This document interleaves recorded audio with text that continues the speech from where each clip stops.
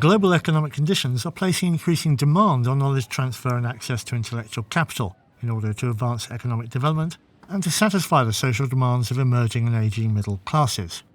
This is particularly true for China, where the growth of the middle class is matched by its ageing demography.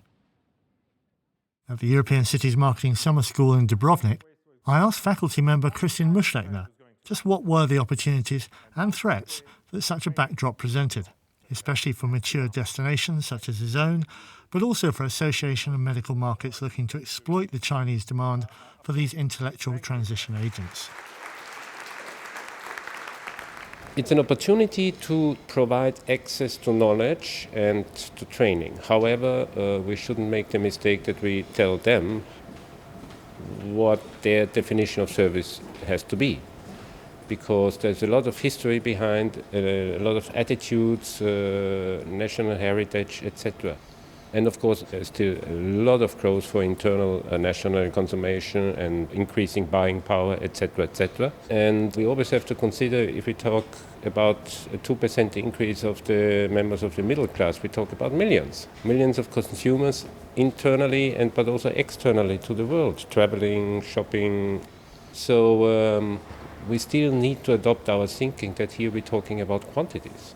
Normally, Bayer would have had 8 years of patent protection in India, and that was overruled on affordability grounds. With the patent protection gone, the generic version can be produced by Natco Pharma, and that will cost $178 per patient per month.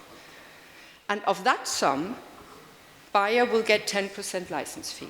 We've heard of recent breaches of intellectual property in relation to the patents on drugs from Novartis in India, and there are also concerns about access to knowledge and intellectual property by the Chinese outbound market. Does that concern you? In some areas, that's a economical fight. I don't want to comment too much on it. Intellectual property, now I look back to human mankind, was never protected. Exchange of intellectual property, networking, know-how transfer, either voluntary or grabbed, developed the world in human sciences. In a long-term run, intellectual property belongs to people, and I don't know who it said, but at the end of the day, you never can fight against thinking and ideas. Well, how do you square away Apple's recent award in the US courts against Samsung of over $1 billion? And what do you say to Novartis, who has its patent claim coming up in the Indian courts? Yes, I want to bring in a complete different aspect which relates to economical colonialism. How do you judge this? Because there are other commercial parameters for a Western-oriented company versus a national health system who wants to provide cheap medicine to 1 billion of people. That's the clash. But you're simply deferring there to the morality or otherwise of capitalism. Sometimes there is one which you have to discuss, definitely.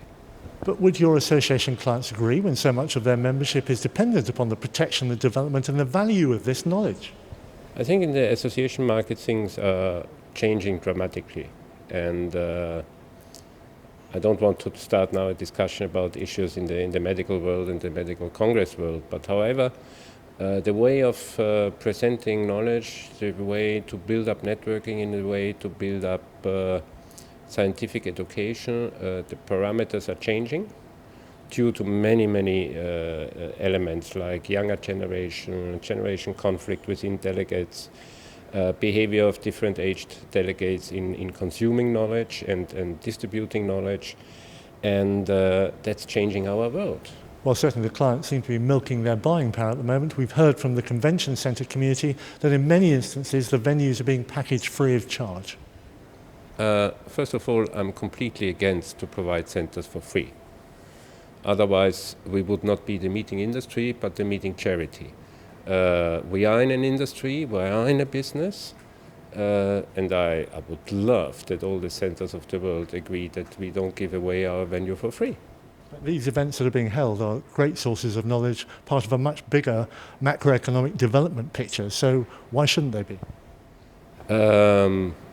Do you know any economical development in the world where the initial starting grade was completely free of charge? No.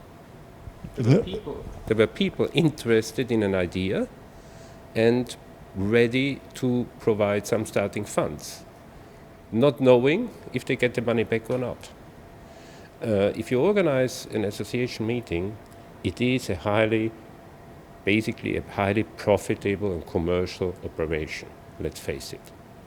There's a lot of money involved, delegate fees, sponsorship money, etc., etc., etc. Why the hell should we provide centers free of charge? Well, that's a debate that's going to run and run. Christian, thank you. Pleasure.